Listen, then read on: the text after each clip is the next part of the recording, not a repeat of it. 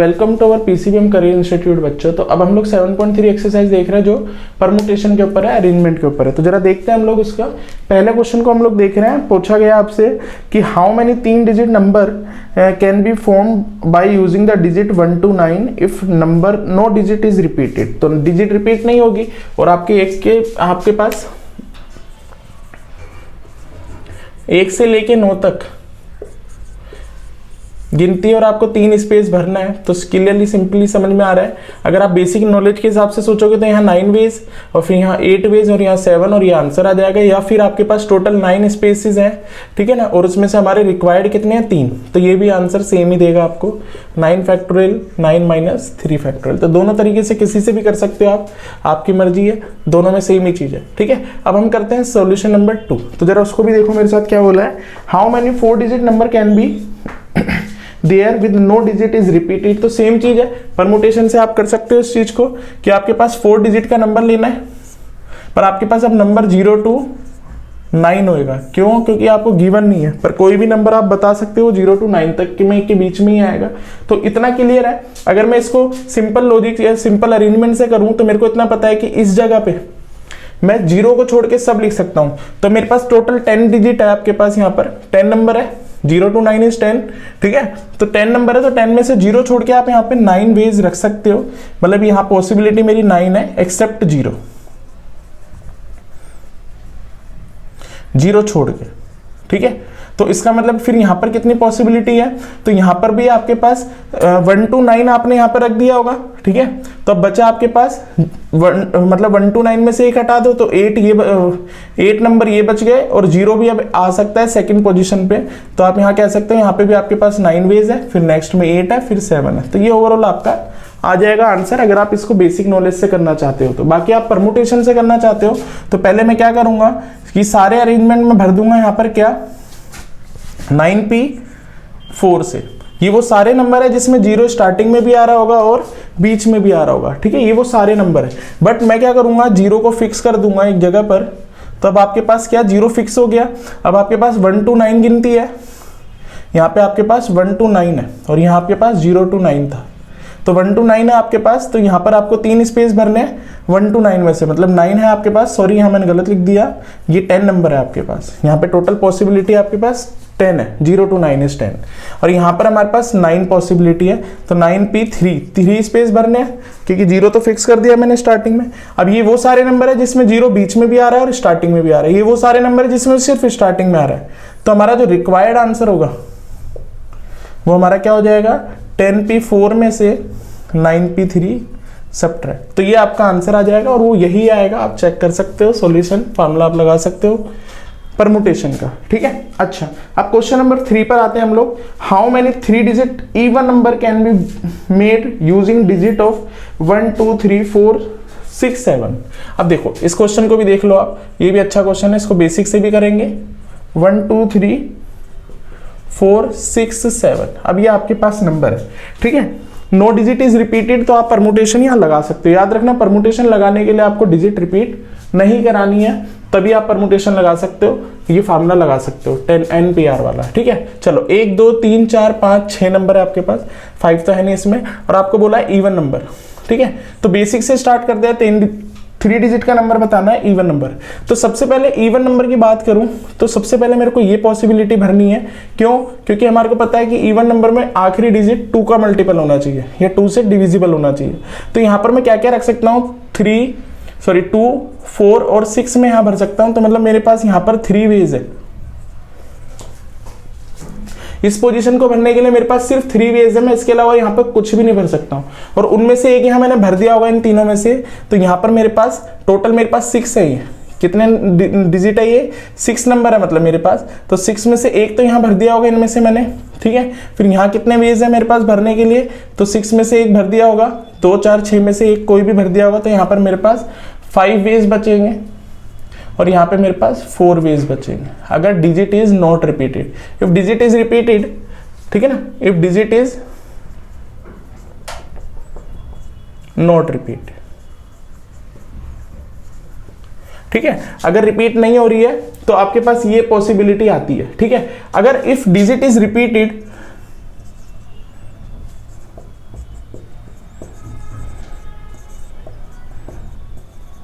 अगर digit repeat कर दूं मान लो तो क्या होगा, तो मेरे को इतना अच्छे से पता है 1 2 3, तो यहाँ पर तो मेरे पास 3 वेज ही होंगे क्योंकि मेरे को इवन नंबर बताना है भाई, इवन नंबर ही तो बताना है इधर भी, और इधर भी इवन नंबर ही बताना था अपन को, पर डिजिट रिपीट नहीं करानी थी।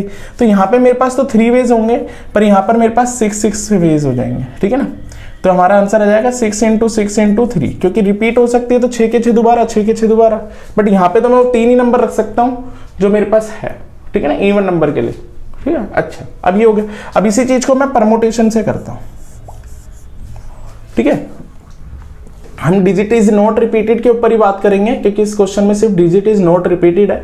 ये रिपीटेड का तो मैंने एक्स्ट्रा बता दिया था, तो आप इसको साइड में लिख सकते हो, इसका भी कोई मतलब नहीं है यहाँ पर, बस समझाने के लिए आपको बताया। अब मैं इसी चीज को कर रहा हूँ परमुटेशन के मेथड से। तो देखो मैं क्या कर रहा हूँ, मेरे को 3 डिजिट का नंबर बताना है, तो एक बार मैं यहाँ पे 2 फिक्स कर देता हूँ, एक बार मैं यहाँ पे 4 फिक्स कर देता हूँ, और एक बार मैं यहाँ पर 6 फिक्स कर देता हूँ।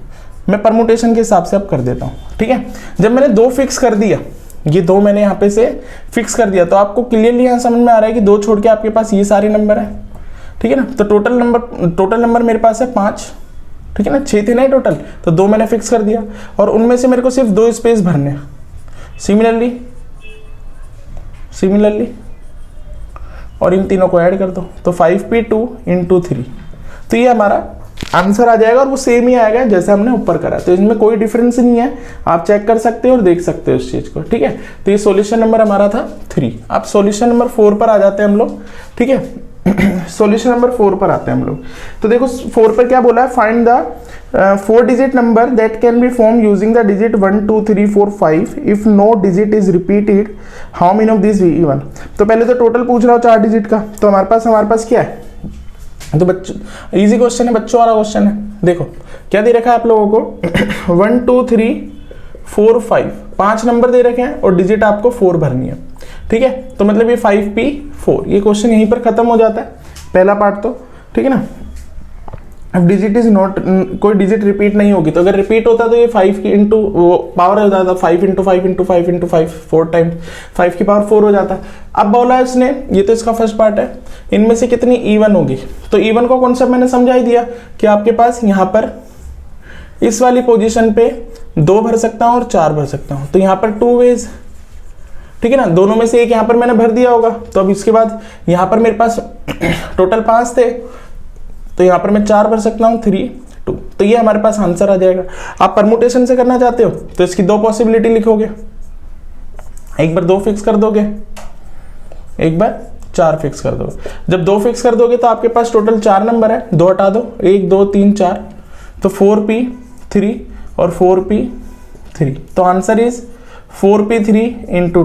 तो आप परमुटेशन से भी इसको कर सकते हो और नॉर्मल अरेंजमेंट से भी आप इसको कर सकते हो। तो पहले ये 4 क्वेश्चन आप देख लो, फिर आगे के क्वेश्चन करते हैं।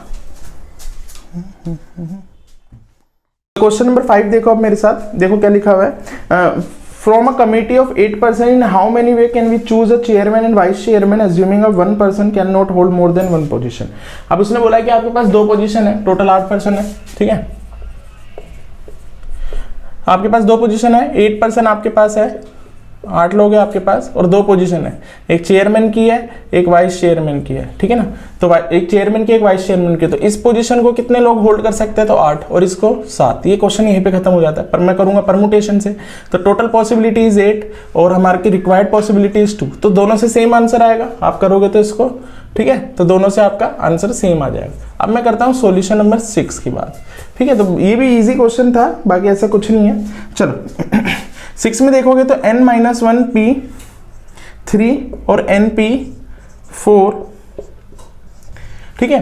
तो देखो मैंने फैक्टोरियल नोटेशन जो आपकी परमुटेशन की मतलब पॉसिबिलिटी है वो मैंने आपको 2 तरीके से समझाई है, तो फार्मूला लगा दो आप सीधे डायरेक्ट, या फिर यहाँ पर जो टर्म लिखी हुई है उतनी बार ऊपर वाले को उल्टी गिनती में लिख सकते हो आप। ये शॉर्टकट है, आप पिछली वीडियो देख सकते हो, उसमें ऐसा दे रखा है हम लोगों ने, ठीक है। बाकी मैं डायरेक्ट यहाँ कर देता हूँ। तो देखो यहाँ पर आपके पास np3 है डिवाइडेड बाय np4 है इज इक्वल टू 1/9 है। अब इसको करोगे तो मतलब इस n-1 को उल्टा आपको 3 बार लिखना है, तो n-1 फिर उससे 1 कम कर दोगे तो n-2 फिर n-3, ये खत्म हो गया यहाँ पर।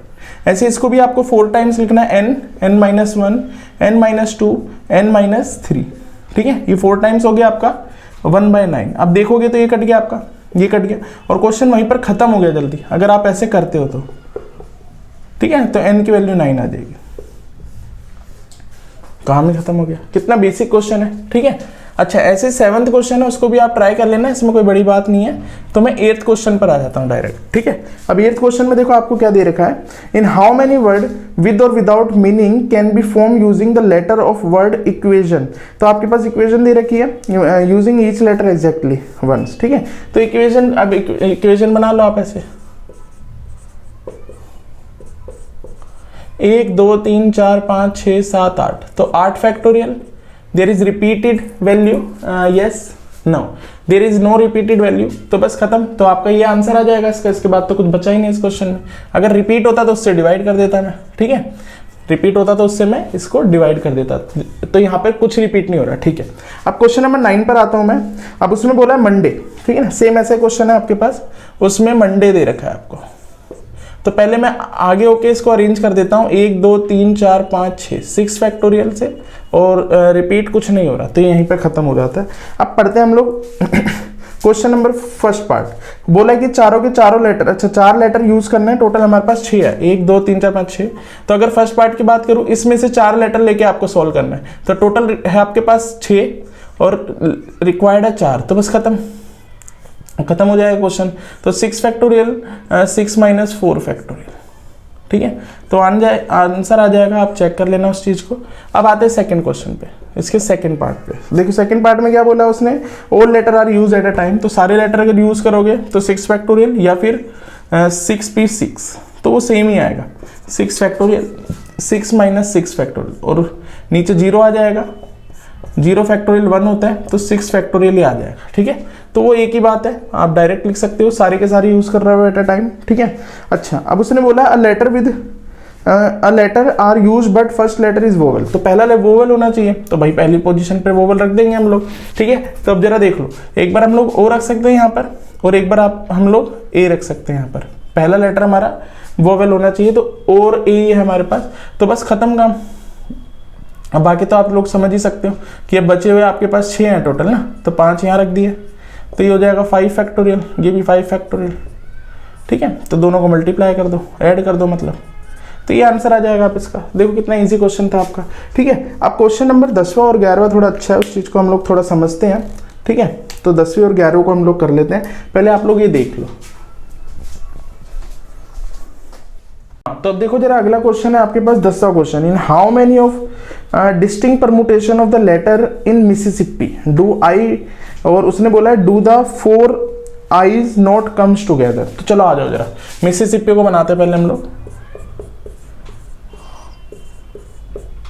ये मिसिसिपी मैंने यहाँ पे लिख दिया आपका बेटा। चलो अब देखो क्या बोल रखा है आपको क्वेश्चन के अंदर, कि सारे आई एक साथ ना है, तो पहले हम इसके अरेंजमेंट बना लेते हैं कि कितने इसमें हैं। 1 2 3 4 5 6 7 8 9 10 11 factorial divided by there is repetition is I, 4 आई आ रहे हैं आपके यहाँ पर। ठीक है, और एस कितने आ रहे हैं, वो भी 4 आ रहे हैं, और पी आपका आ रहा है 2। ये वो सारे अरेंजमेंट है जिसमें आई एक साथ भी आ रहा है और आई अलग अलग भी है, ये वो सारे अरेंजमेंट है। अब हम लेते हैं ऑल आईज कम्स टुगेदर।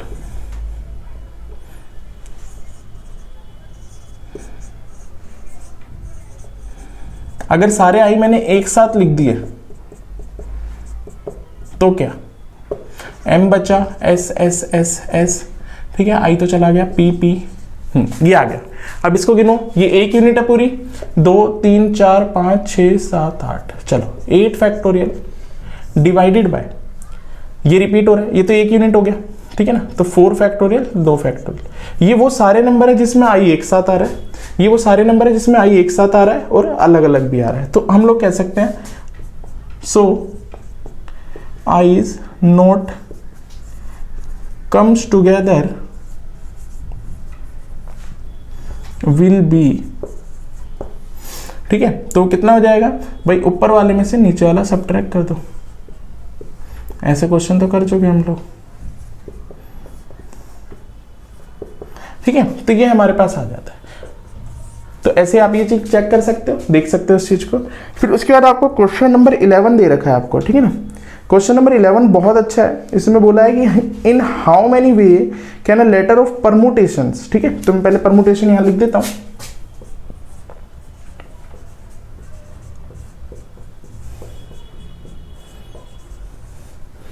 ये परमुटेशन आपका यहां दिया है, ठीक है।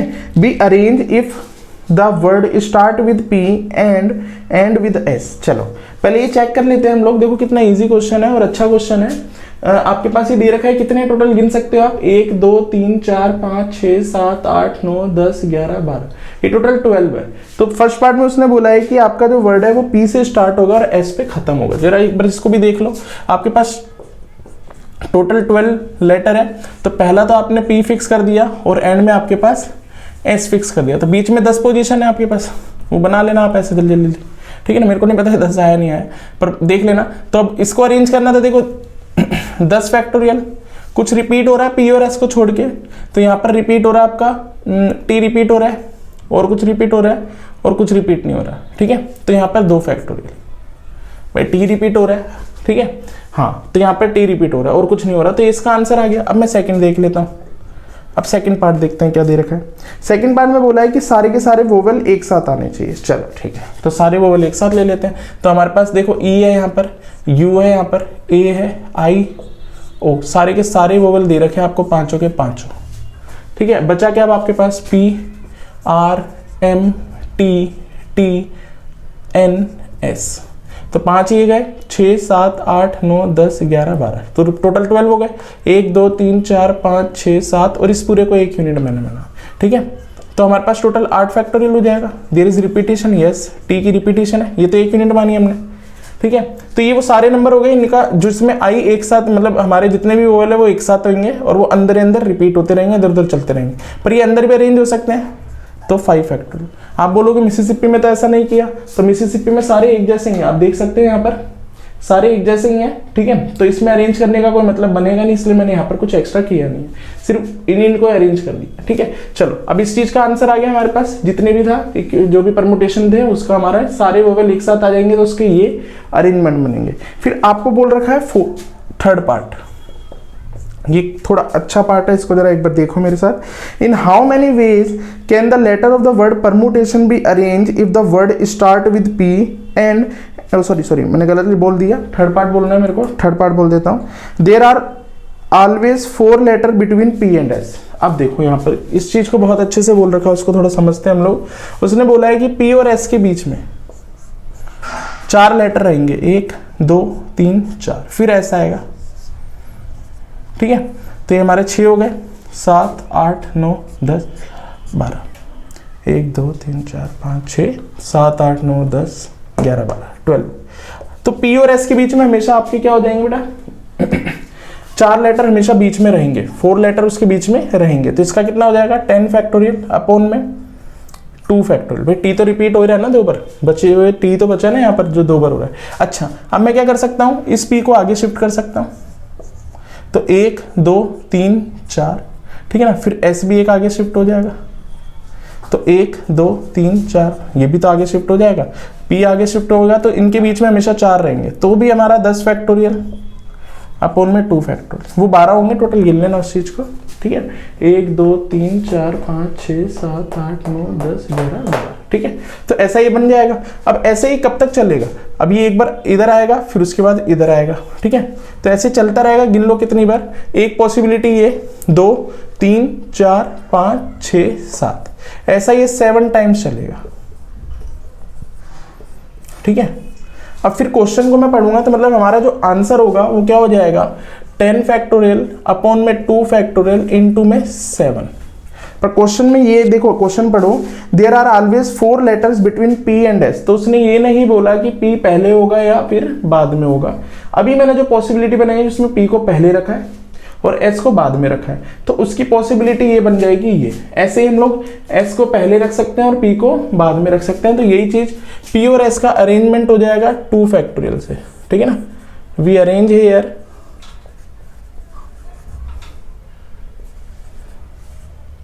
P